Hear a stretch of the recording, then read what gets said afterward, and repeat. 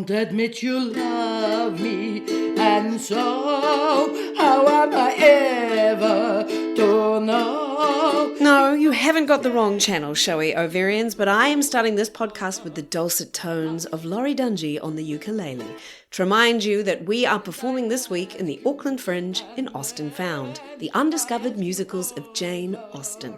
An improvised Austen show Lori and I have been doing since 2008, and on September 9th and 11th at the Rose Centre in Belmont, we're doing it again with Ross Devereaux on the keys. Tickets are at iTicket. Now more of Lori's uke shenanigans at the end, but first, cue that music.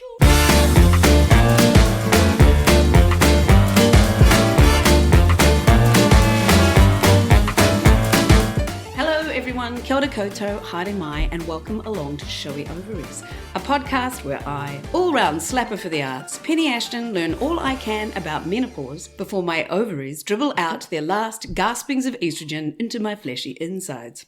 A quick reminder, as always, that I am not a doctor, though I once held the hand of a boy I fancied in a primary school mock civil defence exercise because he had a mock broken leg and I was a mock paramedic.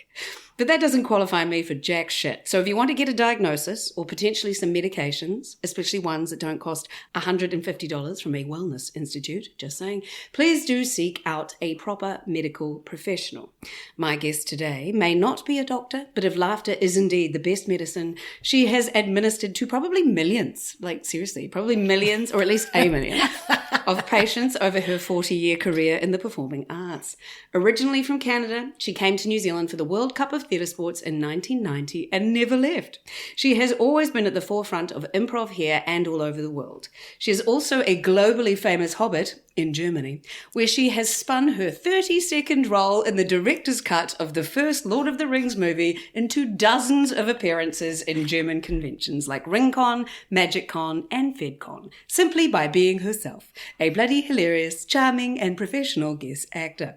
She is the third participant in my marriage. I have a home husband and a theatre wife. We created Austen Found, the undiscovered musicals of Jane Austen together, which sparked my whole literary solo show fiesta, so I should pay you royalties. Oh, yeah. But I won't. And I will go into even more detail of her fabulousness later because I could talk about her achievements until the hobbits come home. But first, let's chat with the effervescent pocket rocket of energy that is Lori Dungey. Yay! Kia ora, kia ora. Oh, what a great intro. I know, and there's more to come. Oh, good Lord. I know. We'll talk about that later, but I love collating what everyone's done and then giving it back to them because so often people haven't really thought about it like that. Oh, how impressive. I know. I think you do, yes. You are very impressive. So how the fuck are you? I am very good. I'm probably like many people around the world, probably scrambling around a little bit because, you know, après-COVID. Is it après-COVID though? Well, I don't. Well, that's the problem. You bloody don't know. Yeah. But what I do know is all that delicious subsidies from the government have somewhat dried up. So now, you know, you're back to church mouse actor going, where's the next event? Where's the next event? Yeah. And so I'm having to sort of hustle again. Yeah. And it's like, I sort of forgot how to, and it was very pleasant not having to, just being at home and cooking and enjoying my own company. And so did you feel like, for me that went on too long, like I missed the thrill of the grease paint and the roar of my bowels. I was going to say that makes no sense. Yes. But because that's still the roar of the crowd. Like I really started to miss that. Did you feel that? Not actually. Oh my God. I was quite happy just sort of sitting in front of my computer and doing Zoom ukulele lessons and actually cooking recipes from start to finish. You know, looking at a recipe and going, I'm making a shopping list because I'm going to make that. Right. I'm not just, you know, putting some cans or something together and creating yumminess, but I'm actually spices, this and that. And it was kind of like, oh, I can do that. That's quite that's quite nice. And everything was very yummy and tasty. Yes, well, we've both eaten from the trough of the corporate entertainment buffet more times than we can count. Oh, yes. That's when we generally have very little meat at home, and that's when the carnivore happens, when the buffet comes out. Yes. And then it's like, hoover all the meat you can. Yes, absolutely. And I will attest to the fact that I have seen Lori do that. Yes, thank you very much. Thank you. Yes. Right, okay. Well, that's interesting. Like, I really started to sort of feel it after all. But you're very busy now. I'm very busy now, and I must say I get more things done. I'm one of those people that if nothing's going on, then it's like I'm just sitting around. I'm watching more dog rescue things on Pity Nation and Dodo than really is probably healthy. Right. But when I then start to get things going, then my brain kicks into this more organized, okay, this, that, this, and I have to look at my phone a lot. And my calendar. Yes. Otherwise, things will just disappear on me. Yes, and we've had fun with that in the past. Yes, we have with schedulings. Yes. And Benny has been the happy recipient many times of my inadequate time management skills. yes, yeah. Yes. No comment. Where are you? I'll be right there. This has happened so many times. And it's lucky she's very charming and funny because I would have fucking kicked her ass out the door a long time ago. Oh, God. Yes. Mm-hmm. Anyway, and I have done this every now and then. But less frequently. Yeah. Okay, well, I'm going to do my longer introduction for you now, and then we'll get into the, I always call it the meat and potatoes, which is an interesting, the meat and 3 veg. Right, okay, so Lori Dungey was born in 1957 to Doris and George Dungey and has basically never had what boring people would call a proper job. She studied theatre at the University of British Columbia in Vancouver and then jumped right in at the beginning of the Theatresports craze and was a regular at the Vancouver Theatresports League along with some lesser-known people like Colin Mochrie and Ryan Stiles. In 1990, timed with the Commonwealth Games, Lori came to New Zealand in a Canadian Theatresports team for a tournament, took one look at our beautiful country, and up sticks and moved here. Initially to Wellington, but then the wind blew her to Auckland, where she has been a creative director of con artists ever since. She has entertained hundreds and thousands at a bazillion corporate events, appeared in Xena, Young Hercules, Mercy Peak, and numerous Power Ranger episodes where she has also directed vocals behind the scenes, for example, for me.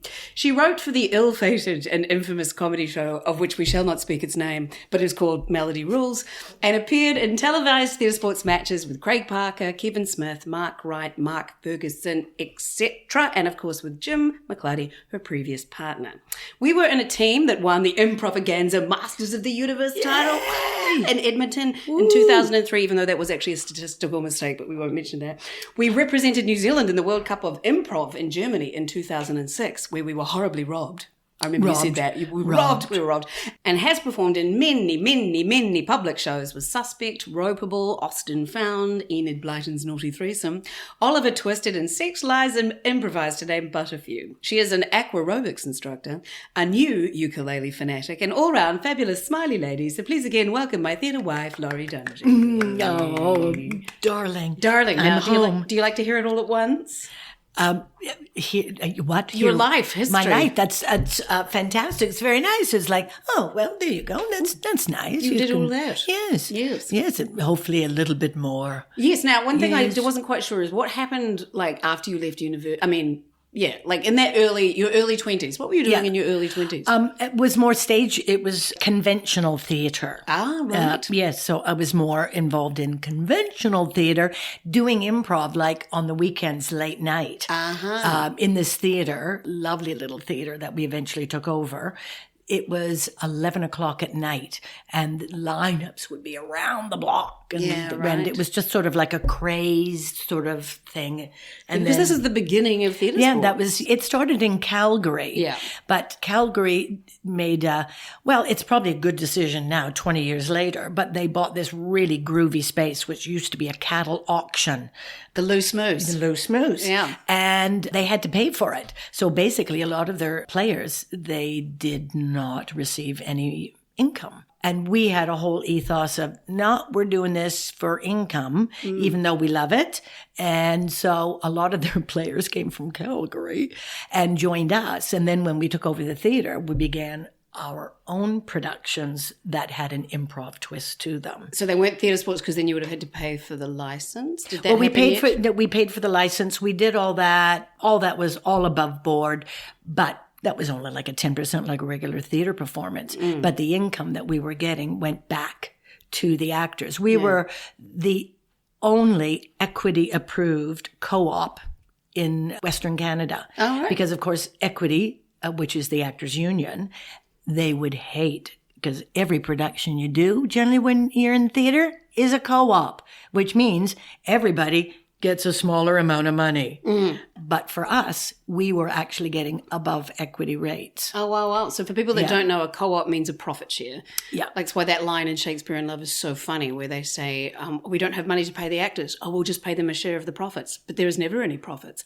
Oh, Mr. Tilney, I think you've happened on something there. Oh, my God, how I laughed at that. Because that's what, I mean, all of my early stuff was co-op. Yeah. As the producer or the publicist. And that's when you start out. Often that is, you're just sharing in the profits, which are diddly squat. Yes. But our profits, we had a really good management team, and we were a co-op. So we would meet for these meetings like every month, everyone who was a member and an actor. And we would have these meetings that would go on for like half a day. We'd talk about everything. It was like, oh my God. Yeah, that doesn't sound fun. Yeah. But it sustained, we had like about 35, 40 actors that kind of. Holy shit. And I would say it probably sustained maybe 15 to 20 of them. But all the other ones that, still gave them a good little bit of income. And, right. And what plays were you doing in normal times? Normal times, I did some, it was all comedy stuff, like British drawing room kind of. I can't even remember the first. Like The Importance of Being Earnest, that sort of thing? Yes, but more modern. Oh, okay. Yeah. Right. And then that's how I got my equity membership, which was very difficult to actually get. Right. And I got it because I was replacing someone who was an equity member. And because they were an equity member, I had to, become an equity member. Right, great. But yeah, because you have to get a certain credits in a certain amount of time, and that's tough. Yeah. But like my very first, Sister Mary Ignatius Explains It All to You, that was my first job out of university. And I did that for 6 months. And in a way, even though that was fantastic to have a show that went for 6 months and we had a wee tour, it means that then you have very little time to get your other equity credits to get an actual membership. Oh, and it's so bewildering to me. I know. It's so complicated over there. Yeah. And here it's like you just go, I want to join. You pay your membership, boom, you're in. Yeah, and and obviously equity has some teeth in North America, whereas it has less teeth. A little more than it used to. But I have friends that do the Canadian fringes who don't want to become equity members because then equity can tell them not to do their shows. Like it's some. That's right. Yeah, that's right. Like, what the fuck? Yeah, because you have an equity house. So if you're an equity house, then all your people have to be equity. Or you get some sort of dispensation, but that's really tricky. Yeah, it's like people are like, there's no point in me being a member because if it's like me, I make most of my money doing my solo shows. Yeah. So it would be very strange for them to turn around and say that. Yeah, you're doing your own thing, so you don't necessarily need to. Yeah. So then we will get to menopause eventually, but this is just a good chat. So then you came to New Zealand for the Commonwealth Games. Yep. And who was in your team? Denny Williams yes. and Michael Robinson. Oh, Michael Robinson. Yes. Improv people will know these names, but other people might not. Yeah, and so we had a great time, and then there was teams from all over San Francisco, New York, LA. I think we were the only Canadian team, but there was Australians. There was No, that was in Brisbane. There was a Danish team. In Brisbane, we had another very similar expo. In 1988? Yes. I was there. Yes. We didn't see each other. Oh, my God. And they had a Danish team who I always remembered, and they were all like TV stars. in Denmark. Oh, wow. And they were like the first guys. That was the first time I really saw like all suitcases on wheels and everything, as opposed to, no wheels and knapsacks. This is like the olden days, people. And these guys were all wearing white linen, and the four of them, and they just looked like frickin' Miami rock Vice stars. or something. Yeah. Right. And they all had their like pulling their really fancy looking, beautiful suitcases on wheels. And we were all staying at like a backpackers that they'd taken over. And there was like bunks and there was like, 8 people per room or something like that. And it was hilarious. They were in there for all of 5 minutes. They'd turn around and went back again. And then they got themselves hotel rooms. And were they good? Not really, but it was hilarious. Yeah.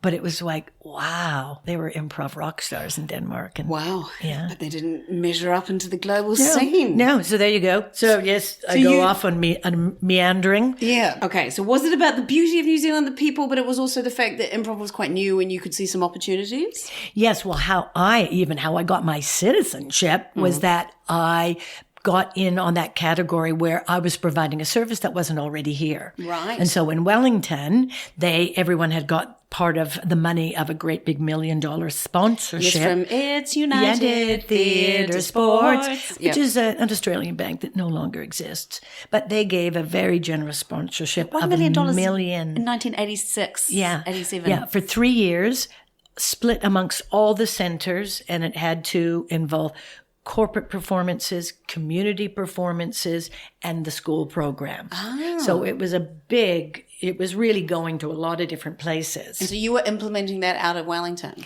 Yes. And so they basically, in Wellington, we were doing a lot of corporate improv in Vancouver. Yeah, right. And that's another reason why we were sustaining our theater and putting on 8 shows a week, but we were doing corporate events as well, which of course brought in more money than the actual theater stuff. Of course, yeah. So they went, we are intrigued by that.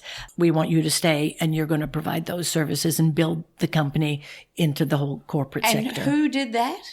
Who was the people that went? It was an overarching private company. I can't even remember their names, right.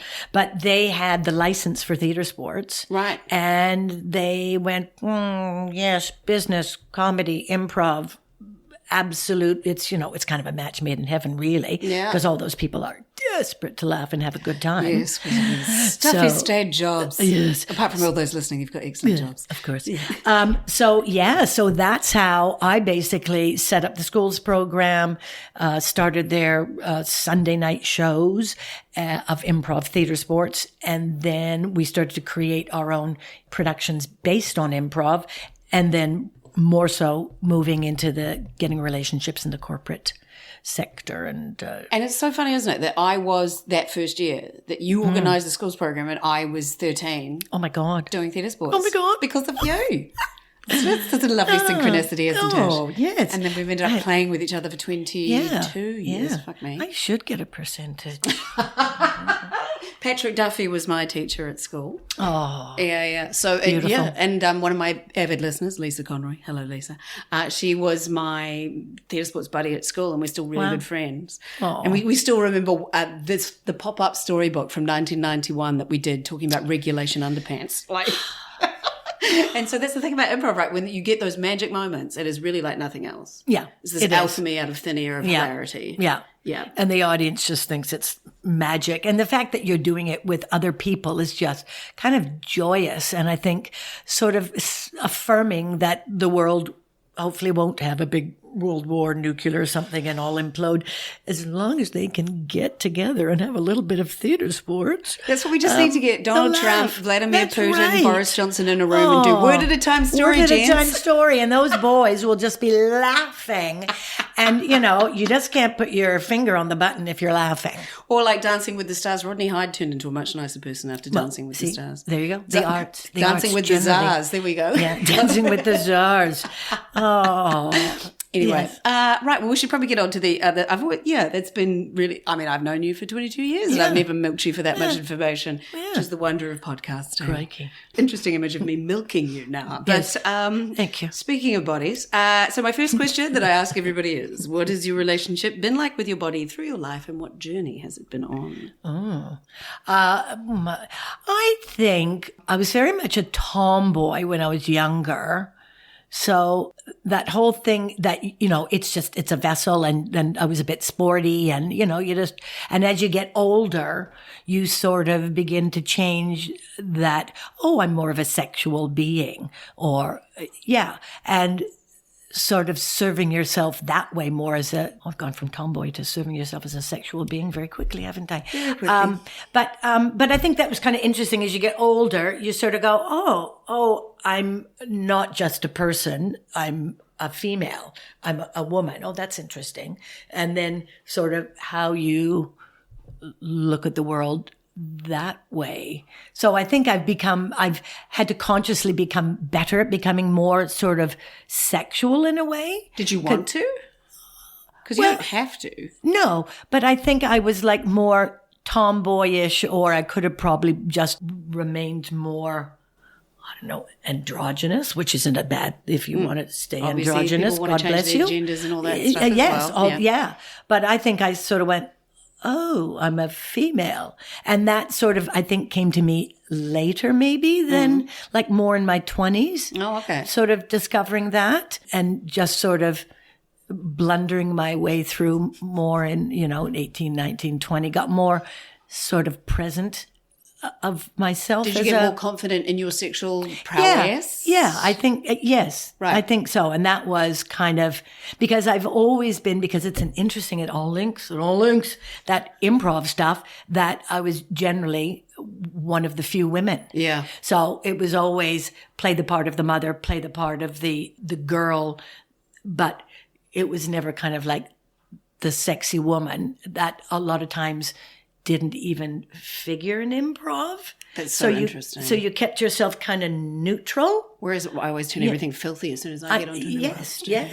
Well, and so did you find that when you were in this Theatresports world, because Theatresports, we're imagining storylines out of thin air and it's usually the tropes and things that we've been programmed with. So it usually is the slut or the virgin, you know what I mean? Like you're the love interest, you are the mother, etc. You're never the hero, because that's what we've been fed to for so long. And did you find yourself doing that?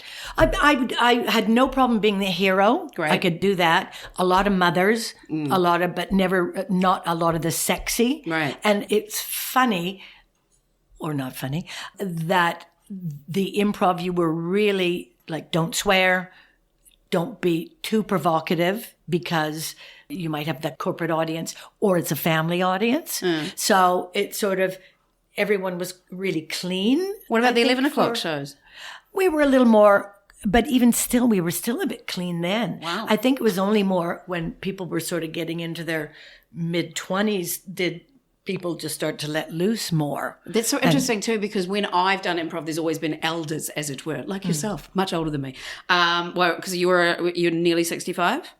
Yes. I'm going to get the pension soon and the gold card. Here I come, Waiheke. Slurp, slurp. Exciting. Yeah. So you're nearly 20 years older than me. So there's always been like elders, but you never had those. No.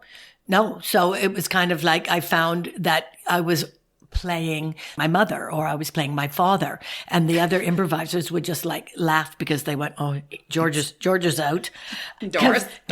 Yeah, because I'd always, and I just took on that voice and, I was George. Right. Whereas it took a few years to kind of go, okay, I will sort of put that aside a bit more and be more of a woman. Yeah, right. And sort of more a sexier woman. I remember once that I said to somebody in our group, Auckland Theatresports, way back when, I was like, and then I could be like a sexy character. And they said, yes, but we're not sexy, are we? So we don't do that. And I was like, wow.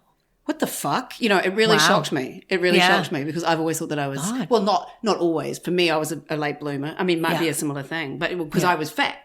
And then, so I had all of that on me, so that by the time I got to my 20s and I lost a bit of weight, and then suddenly I was sexual. But I think, and then I was like, I had sex with 9 men before I had sex with someone twice. So yes, so I was obviously a late bloomer to feeling sexy. And I think what I did was I sort of was shagged around a bit because I enjoyed it, absolutely. But also I was like, oh, someone's interested in me. So this is what we do and we have fun and stuff. And I did, and I had a lot of fun. Like I stopped counting how many men that I slept with. So is that when you had a bit of a sexual awakening at university? A little bit of sexual awakening, well, more like after university, after university, I'd say. I lost a fair bit of weight as well. Oh, so right. that was kind of... When you were, so did you put on some weight as a teenager? Or? Yep. Right, yep, okay. Yep. And how did you feel about that? I didn't feel so badly. I was doing a lot of theater in high school and had lots of friends. So it was just kind of like, yeah, whatever. Great. And we were all incredibly similar kind of nerdy girls. So we just quite enjoyed being nerdy girls. And right, okay. we didn't mind at all. Fantastic, good. Yeah. And so then you were doing that in your 20s and stuff. And then, and how has your relationship with your body changed as you've aged and gotten older? I think I've just become more comfortable and less judgmental, because I think you kind of are quite judgmental, I think, of yourself when you're a little bit younger. Mm-hmm. And Lord knows there's lots of images you could look at to compare yourself and go, well, yes, I'm not actually that slim little thing. Yeah. Yeah, because I always used to say I was sort of like the middle of the road. It's like not young enough, not old enough, not pretty enough, not ugly enough, not fat enough, not skinny enough. To be a character actress. Correct. Yeah, so it sort of rendered you a little bit more neutral. Right. So but I think you were always hilarious. But always funny. Yeah. And it was really interesting how guys would always, when they were hilarious, it was much more of a sexual thing. I think there was this kind of, you're funny, so you're sexy. Yep. But it wasn't really the same with women. Nope. People would find me really funny, but it would be, they would want to more be my friends. So, or some people can find it intimidating as well. Or intimidating, yeah. I mean, I sort of had one guy who was my fan that I kind of went, oh, how exciting.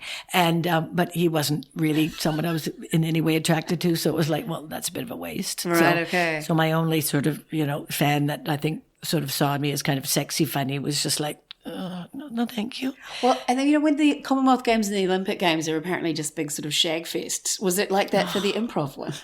Not really. Well, I didn't. I know for some, yes. Yeah. And Lord knows we did walk in at one point in one of the rooms where you exercise, and there were two people who were extending the hands of international camaraderie and exercising very vigorously. Exercising very vigorously. Right. And that was kind of like, wah! Yeah, right. Walking in on them was pretty fun. Yeah, that was kind of like, oh, and out we go. But he was accepting her offer. He was, yes. And extending it. Improv parlance. Yes. Yeah, because there was some shagging in the Germany when we were both at, but not by us. Like, I think there was a little bit. But it was true. Like, we were billeted in people's houses in Germany for the World Cup, and at one point Laurie and I walked into a room, because we shared a room many times, and there was 2 yoga mats laid down on the ground, and that was our bed. That was good for our backs, for our bodies. Yes. And a yoga mat is not the same as a mattress. It's just really to clarify. Not. Just to clarify. Anybody else that wants to host some performance? Yes. Maybe 5 yoga mats. That would have been good. Yeah. Right. Okay. Cool. So that's so great. When do you think you became accepting? I'd say probably like 24, 25. That's good. Yeah. That's when you became accepting of your body and everything. I think so. Look at me, I'm like, what? That's unusual. Yeah. That's great. Yeah. No, I think so, because I went out with one guy at Theatresports, and that was, it sort of lasted for about 6 months. And then I basically started going out with Jim. And then 25 years? Yeah. 25 years. I mean, you were young to get into such a long-term relationship as well. Weren't you? So because we lived together for almost 20 years, and then we're together for 2 years, and then we sort of parted, and then got back and parted. Yes. I mean, that is and being in that relationship, did that cement your acceptance? I think so. Yes. Right. Yeah. Great. Because, Jim has a lot of faults, but he's actually very good at talking about that sort of body issues or sexual issues. I mean, so we would just have good talks about things like that. And do you think he was having cancer? Because he had cancer quite young, didn't he? Does that play into that? Well, you'd certainly talk about that stuff. Yeah, because he had testicular cancer. Exactly, yeah. But if you're going to get a cancer, I loved how the doctor said it's the best cancer you can get. Right. Because it's outside of your body. Yeah. So if you cut the testicle off, you then hopefully stymie the cancer, obviously, from going anywhere else. Yeah. So, and he did manage that, but it's come back recently. It's come back. But the stats are, and they never tell you that, of course. The oncologists never say that. Generally, a lot of cancer will come back somewhere else years down the road. Right, okay. Like apparently for testicular cancer, you've got about a 7 to 9 year grace period, something like that, where you won't get cancer, but then you may very well after that. Okay. So, yeah. But talk to your oncologist people about things like, I don't know how many people with testicles listen to Showy Ovaries. But, no, but if might be married to one. Yeah, but if you're feeling down there and it feels like a little bit of mushy, wormy, the sacs feel a little wormy and mushy. My word. Then go seek advice. Right, okay. And also now, because you've had some sadness with your family in that your sister passed away from colon cancer. Yes, she had colon cancer. And does that give you more of an appreciation of being here? Yeah, I think so. I mean, certainly with the passage of time, it becomes, I think, a little bit less and things become, you just get on but certainly in the years intervening, it's like, whoa. You kind of like get on with it. And you take lessons from it too, in that you get colonoscopies every 5 years and get monitored and things like Lori dropped me off for my first colonoscopy. We bonded. Exciting. We bonded. Oh, lovely. Yes, it's always good to, and God, I'm trying to think of what the hell I bloody had. Isn't that funny? I can't even, it's a growth that some women get. Fibroid? A fibroid. Thank you very much. I had a uterine fibroid. Okay. And it was interesting that it was Jim who actually kind of went, there's something that feels weird there. Right. And it was him that went, we should get that looked at. So then I had my uterine fibroid removed. Was that like general surgery? Was it keyhole? No, it was general surgery. And unfortunately, I had the diagnosis before my sister had her diagnosis of colon cancer. So I basically went to Canada and just put all that on hold. And mine grew to the size of a large cabbage, apparently. A cabbage? Yes. Fucking hell. Or as the surgeon said, that's about the size of my first child. Congratulations. Congratulations. And so then I came back to New Zealand and then I had that surgery. You had your cabbage removed. I had my cabbage removed. You're a Cabbage Patch Kid. Yes, look at that. Yes. My word, that's so big. I'm just like, did you feel lighter? Yes, because it was actually pressing on so peeing was sometimes, and it was a little bit like being a tiny bit pregnant because things were getting a little bit close. Right. Yeah. My word.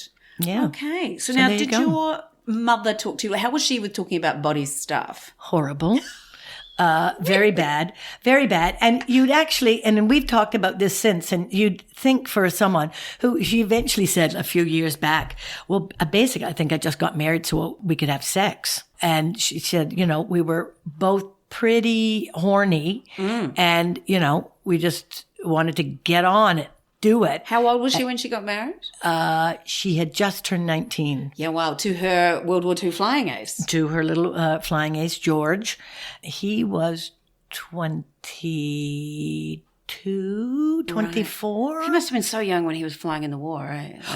He lied. And I think he was flying when he was 18. 16. And in fact, he hadn't finished his high school. He'd quit. And so he took a test and they recognized that he would be good officer material. So he had to go back and do a really quick, and I'm sure it was probably just answer these questions. He did go to school for about 6 months, finished his high school, and then went to flight school. Yeah. And he owned a car. That was big points.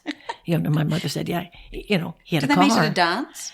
They met at a dance in the summer. Like Greece, right? I know, yeah, because it was like in Ontario, in Canada, everyone goes away for the summer. You rent a cottage. You go to the cottage. And then, of course, you go to the dances at the hall. And so my mother's mother was single at that point. My grandfather, who I never met, he was basically not a very nice person. And he cheated. And then he one day approached my grandmother, my mother's mother, and said, I'm leaving you and I'm going in a week. And so my grandmother, to not be perceived as a bad wife, packed his suitcase, ironed all of his underwear, packed the suitcase. Off he went. I think there was a part of it that was very happy to see him go because he would use his fist and whatever. He was a bit of a pounder. So her mother was so mad, she lent her money to buy the boarding house they were living in. Oh, wow. And so because at that time there was no security. Yeah. There was no, you got nothing. Oh, look, the woman's being fucked over by the patriarchy. Yeah, yes. And her mother-in-law had a little bit of money and said... Oh, her mother-in-law. His mother. Oh. She was so pissed off at him for his bad behavior. Right. And she really liked her. Yeah. And so she said, here's this money, buy this boarding house. So they basically put up walls everywhere. And had a boarding house, and my mother and her mother lived in the kitchen on cots. Oh, wow. With their collie dog, King. Right. This is a movie. This would be a good movie. Yeah. And then she goes to a dance and meets and then eventually. And of course she went with her girlfriend, and her mother had a girlfriend. So all these women were all in this cottage, and then they went to the hall and had the dance and met my father. She didn't have a huge amount of dating experience, but she would never kiss on the first date. That was a rule she had. Right. And apparently on that, he actually brought her home. Apparently she called him back and she kissed him. And that was dun, dun, dun. And he left her because she was a slut. No, yeah. See, this is why that stuff's nonsense, right? Yeah. Okay. So there you go. So I don't know where we were in the conversation before that. You were got misty look in your eye, and you were talking about. No, we're talking about your mother talking to you about body stuff. So she just wanted to have sex. Yeah, no, she was. Oh, sorry. I wanted a little time out because I found some clippings from Christchurch in the past of. Just like dances and stuff as well. And my grandmother is one of 6 sisters. And Good Lord. The lists of who are at these dances, and it's all of their names. So it's like Monica Quaid, Catherine Quaid, and some of them were fancy dress. And one of them, and a slight callback to your fibroid, was dressed as a lettuce. A lettuce? A lettuce at a fancy dress ball, and it's all written in the press archives. But anyway, that sparked that memory. That's in my hilarious. Head. It's delightful, isn't it? But anyway, back to your horny mother. Yes. No, she was kind of not very good with explaining that stuff because I think she was a product of that where you didn't speak about that. Yeah. So when I got my period, I sort of knew a little about that because we had a very little amount of sex education. Right. Basically, they put on a film. And you watch this film, and that was your sex education. Is this in Ottawa? Is that where you were? This is in Ottawa, in Ontario, in Canada, the capital of Canada. And when I first got my period, I didn't even really know what was going on. I thought I was just bleeding to death. Oh, you did? Even though you had that little bit of education? Yeah. You would have thought that the fundamental part of that education was you are not bleeding to death. Yeah. No, I sort of, somehow I thought when it was like, oh my God, what's happening? Did you talk to your sister or your mother? I told my mother. And basically what she did was, we've talked about this since, and I've just said to her, what weird signals were you sending me? She ran a bath. I had a lovely bath, lovely bubble bath. And then she gave me a little pamphlet that I read about periods. Did she give you some sanitary products? Yes, I got those. Yes, good. Rolled up newspaper. Yeah, lovely. It was 1912. Yes, but since I've spoken to her and gone, it's like this weird thing. What was I unclean? I have to have, a bath, very nice, but still there's all this really weird. And I said, did you do that with my sister? And she says, oh, I can't even remember. She just sort of like didn't even, I should ask you, talk to her now that there's, years and years have passed. Because how old is Doris now? 91. 91, or Dozza as I like to call her. Right. Yeah. That was just like an odd way to get your period. Yeah. And we've spoken more about menopause, because we're kind of both mature women, and we can talk about that. But that bit was just kind of like this weird blip of, what? Yeah. And was she better for Leanne, your younger sister? Or were you good? Did you? Because did Deborah tell you? Not really. It was like we didn't even talk about it. It wasn't even discussed. Wow. It was like it was because it was shameful. It was embarrassing. No, it just wasn't. It didn't exist. It was like it didn't exist. But it did. That's so weird. Which is like so weird. Yeah. And I don't know. In fact, now I'm going to have a talk with my sister and say, was I of any support to you during all of that?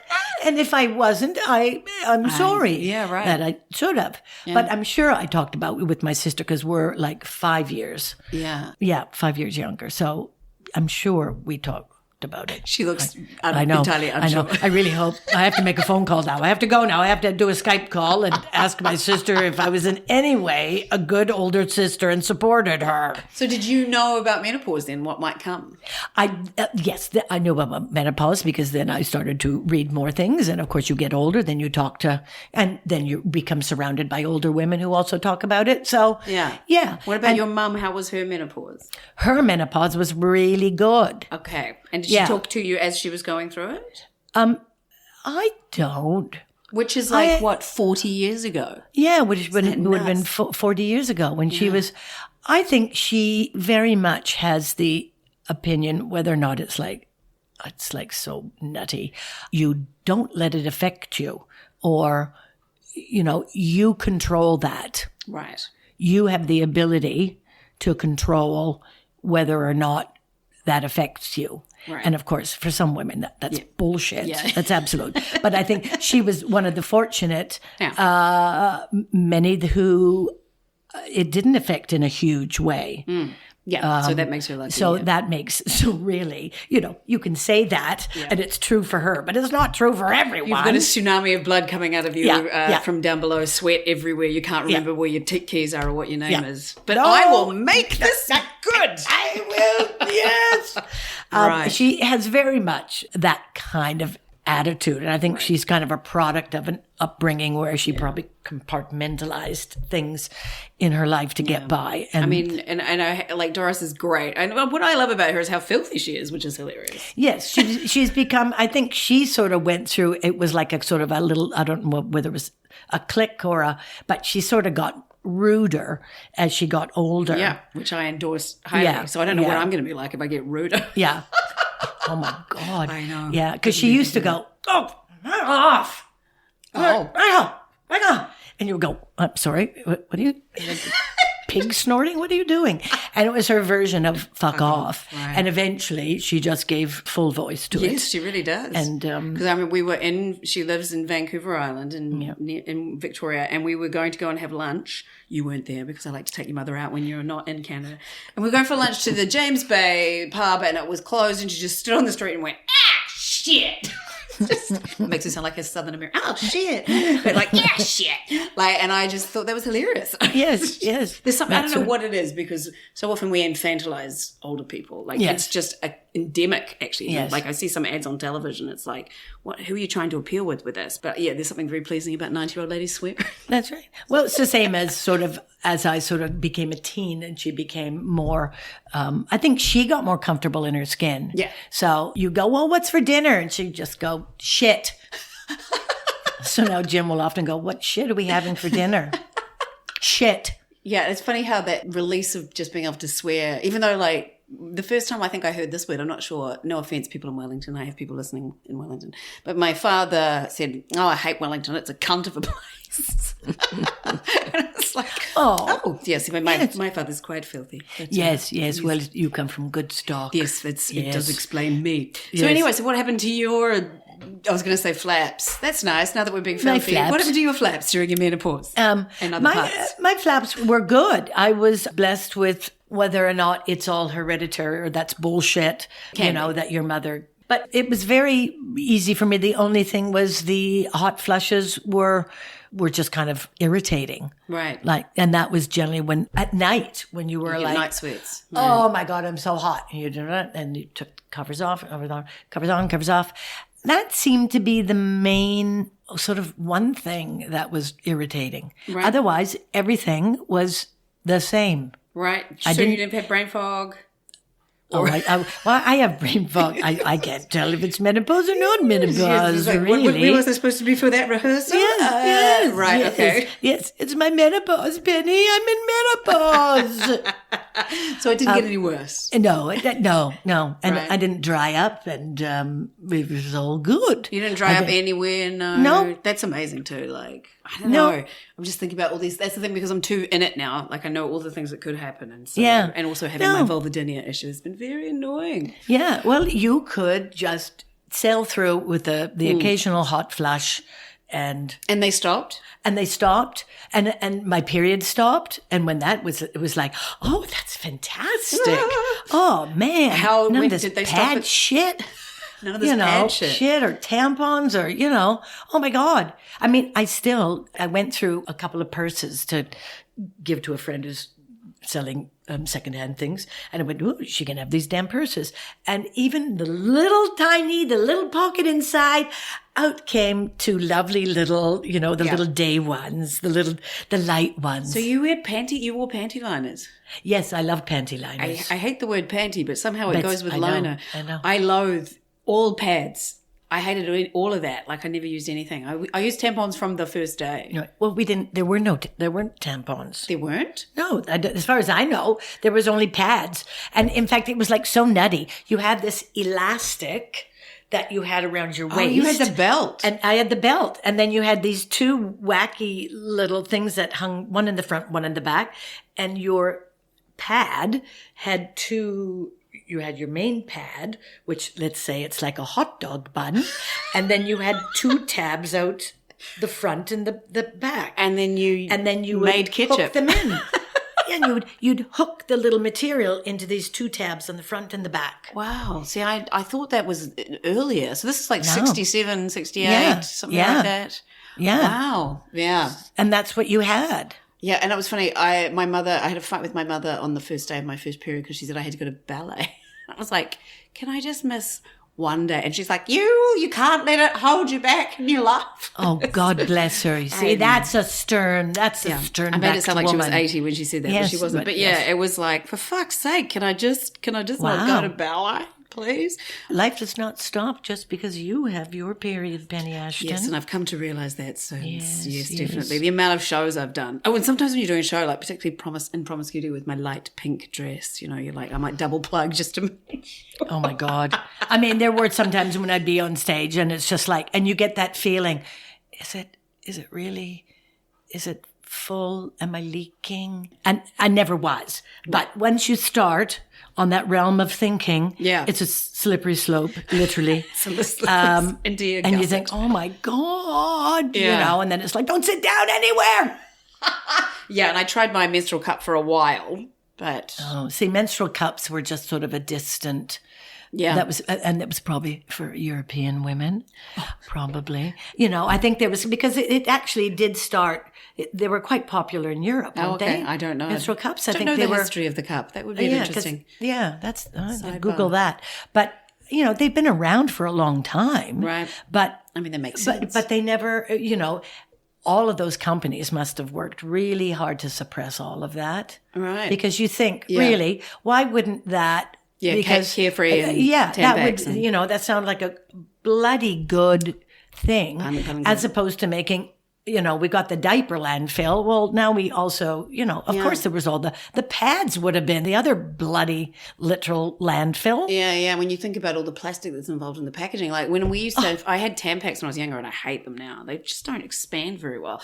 Anyway, they come with the plastic. Yes. Now. Yeah. It was cardboard when I was in the... Oh my God. Well, it was plastic and then it went to cardboard and now it's back to plastic? I don't know. Oh, for God's sakes. I always buy the cheapest, the $4.50. Right. Right. But it was getting heavier, but now it feels like it's tailing off a bit, so I'm not really sure what's going to happen. Well, I was very pleased because I go into schools a lot and teach Theatresports, and we have a program in high schools, and for all the lovely nerd kids who want to do something and can't do sport. And in the washrooms not now... just nerd kids. Not just nerd kids. Lots of kids. But it does sort of catch them up too, which I love. But in a lot of the bathrooms now, the products are just there in a wall thing or in a box, and you just take them and they're free. Yeah. And it's like, oh, thank goodness. Yeah, period poverty has been a massive issue. Like people using newspapers and then getting infections and all that sort of stuff. So I think Lewis Wall had a lot to do with that. But we can touch on this now. You did see that in Scotland they're giving them away for free. Yes. Which is amazing to the whole population. But they appointed a period dignity officer, a man. A man got the job. What? Yeah. Which is like the ultimate mansplaining. And it's like, part of you goes, okay, that's great that, that's open-minded and we're talking about it without shame, but for fuck's sake, can we make the first one a woman? I was on the panel with Guy Williams and he was saying, yeah, maybe the 12th one can be a dude, but let's, like what 11-year-old girl wants to talk to a man who has no understanding of cramps, of flooding, of how good nappy sand is, of none of that. From actual experience. Yeah, it's pretty stupid. Oh, my God. And they're called a dignity? Yeah, it's like the period dignity officer, something to that effect. Oh.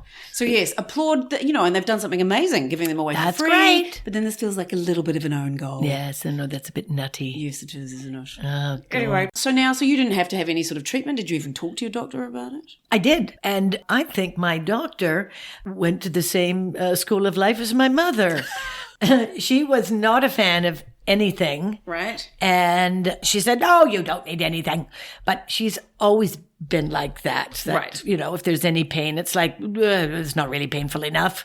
You're fine. Off you go. Okay. Because and this would have been about 10 years ago. Was it about 10, 12 years ago? Oh, yeah, at least 10. Yeah, because that would have been in the middle of the whole HRT causes cancer misinformation that went around. So I can understand that from her point of view. Yeah. But if you're not feeling it, and you see, because you're a good example of someone who still exercises. Yes. Because you do aqua aerobics. Now, what is aqua aerobics, Lori Dungey? It's water exercise, Miss Ashton. Right. Thank you. You just put your bathing suit on and you get in the water. And you have weights? We have weights, which are made from styrofoam. But of course, in the water, that all increases in weight. So you have we have 3 different kinds. For the dark blue, for the women that really want a good vigorous, or men. We do have a couple of men. Not many, though. But not many. It's just like, what is wrong with these men that it's fantastic exercise because your body can move much more vigorously in the water without the weight of gravity. And in fact, your knees, if you have bad knees, you can get the extension of your knees much greater going forward or back than you can just seated in a chair. So in fact, you can get much more leverage on all of your joints, which is much better. Yeah. And you're cooling off. You're not going to get hot and sweaty.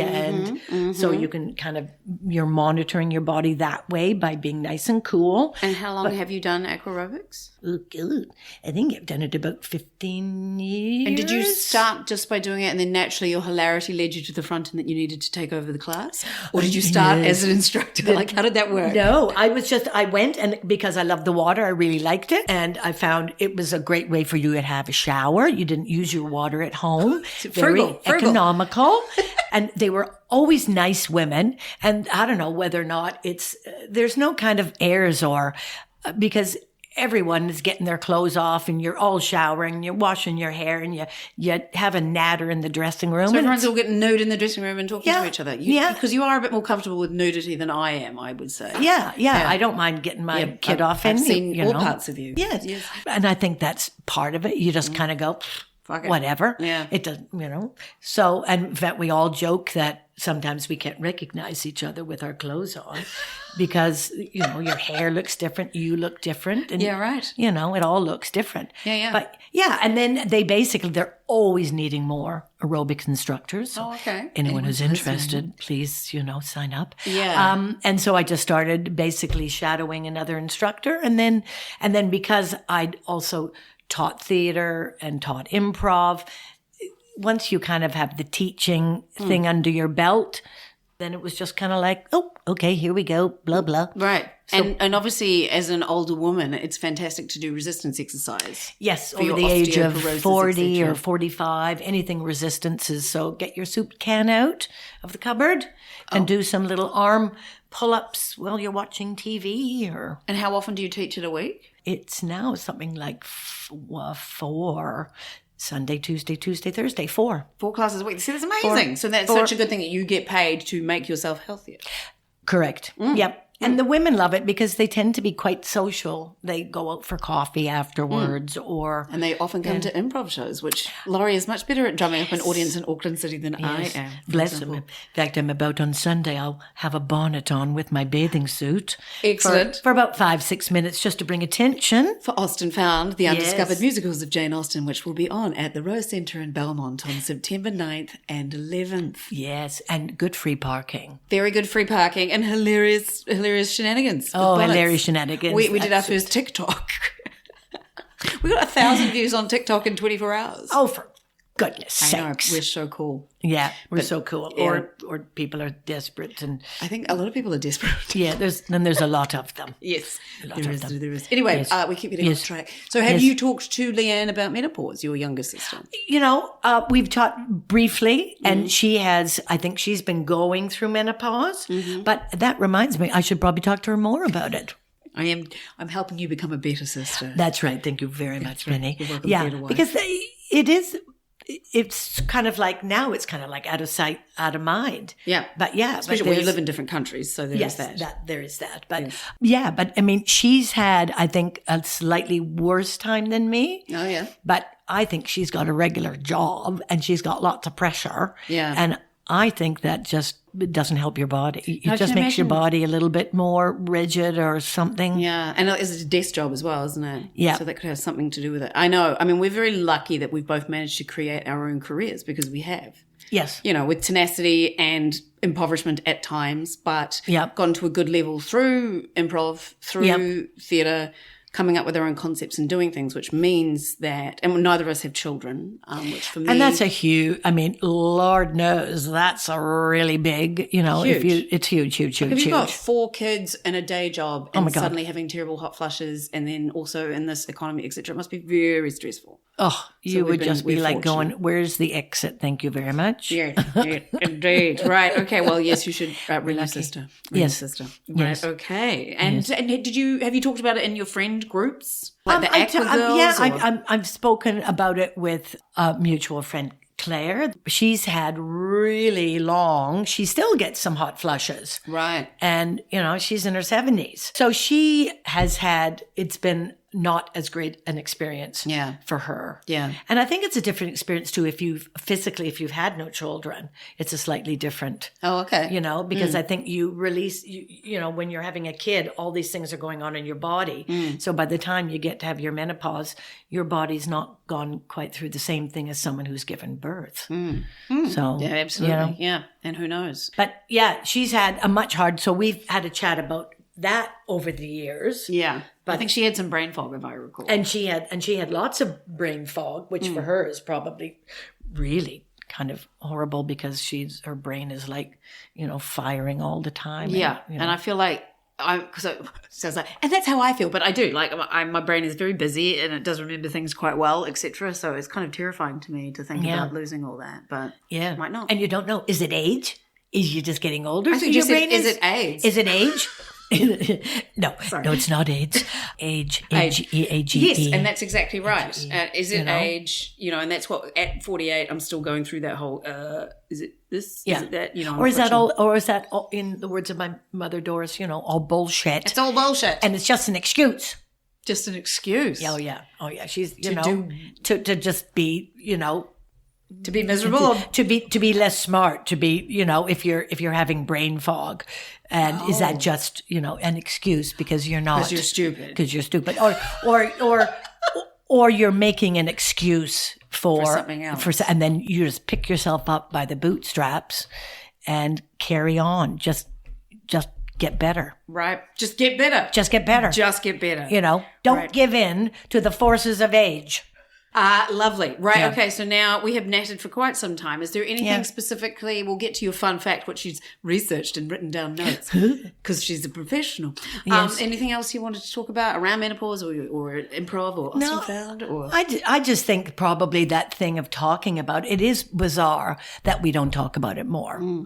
Even.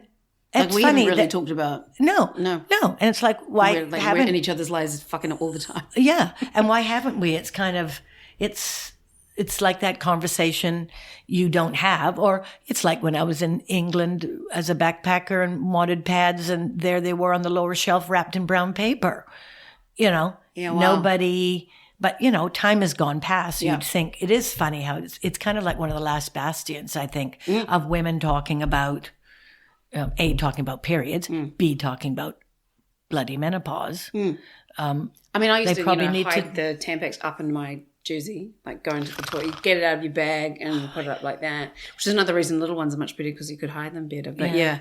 And it's so funny how some people just recoil, particularly some dudes. And now I'm like, just deal with it. You want children to be born, this is what happens. Suck it up, sunshine. Yeah. Really, all that we should be... thank goodness we're talking about periods and stuff more. Yes, and as I have always said numerous times as this podcast has reinforced in my brain, the fact that we have been made to feel shamed about the very process that creates life. I know. At all aspects of it, from beginning to end, is fucked up. It's quite, we talk about death more than we talk about menopause or periods, and really in a way, the other two things are much more present as an ongoing thing in every woman's life. Yeah, and creating and life. They're also then obviously affecting all of men's lives. Yeah. Yeah, but it's just women's stuff. So what's your out of the box fun fact, Lori Dungey? My fun fact was that they apparently in the 1990s they did a study of 15,000 Japanese women about the symptoms of menopause, and they found that there was an extremely low, like everyone reported the symptoms were enormously low when going through menopause, and they attributed that to a diet high in soy. Right. So whether or not that meant less meat, more soy products, I'm not sure. That's not a very, factually sort of fun fact. It's a fun fact, but it's not hugely. There wasn't a lot of information to make a big study. But I thought, that's interesting. So clearly, diet, exercise, all that thing does really affect. And there's also some stuff around like cultures that revere older women more. Often have less debilitating symptoms, whereas our culture and the Western culture, looking at women as disposable past a certain age can exacerbate things potentially mentally as well. Yeah. Because if you're feeling good about yourself and people are lauding you, then I think it's got to be a good thing all around. Yeah, absolutely. So, I laud you, Lori Dungey. Thank you. I laud you, Penny. That's right. We'll see each other on stage for Austin Found. Have we mentioned it? At the Rose Centre in Belmont. Because I think I'm going to bring this out the week of our show. Oh, that's fantastic. I know. It's just a total coincidence. And this, of course, could help anything that ails you because laughter is the best medicine. And laughter in bonnets. Better. Particularly hilarious. Well, then, high quality. We call it. We have our names when we're doing our promotionals. So you are Elizabeth Gingerbottom, and I am Elizabeth Patchybottom. Yes. So Elizabeth Patchybottom is saying goodbye, Miss Gingerbottom. I hope you've had a marvellous time. I have had a fond farewell to you. Oh yes, felicitations to you and your family, to Doris and Leanne, Dozza, and I call you Lozza. So anyway, Lozza, Dozza, Ding Dong. Lozza, Dozza, Ding Dong. on that, bye. We amuse ourselves. We do. A lot. As long as someone's laughing. Is that enough shit? Yeah. So that was my theatre wife, Lori Dungey. We've probably spent thousands of hours, actually, together performing with our company Con Artists, available for corporate entertainment, whether it be a public or a private show, along with others, especially the marvellous Clare Kelso, who was also mentioned. Funny, though, how you can spend 22 years working around someone without ever knowing that they used to catch their menstrual fluid with a belt. Good times. And their mum Doris is my favourite 91-year-old. And the mere fact that she went through menopause 40 years ago shows that writing women off at menopause when they could almost be only halfway through their life is bullshit. So come and see Austin Found in Belmont. Ticket link in the showy show notes. We are in the Real Housewives of Oneroa. I'm playing Hilda Petrick. That's 2 weeks later, but it's already sold out, so you can't see that. But at Olive Copperbottom the following week is not. So if you fancy a trip to Oneroa on Waiheke, come on down. So many shows. It's almost a glimpse of a post-COVID world. Not quite yet, though. And I do hasten to add that I do not share my father's opinion of Wellington, especially as Olive Copperbottom at Circa is about to go on sale.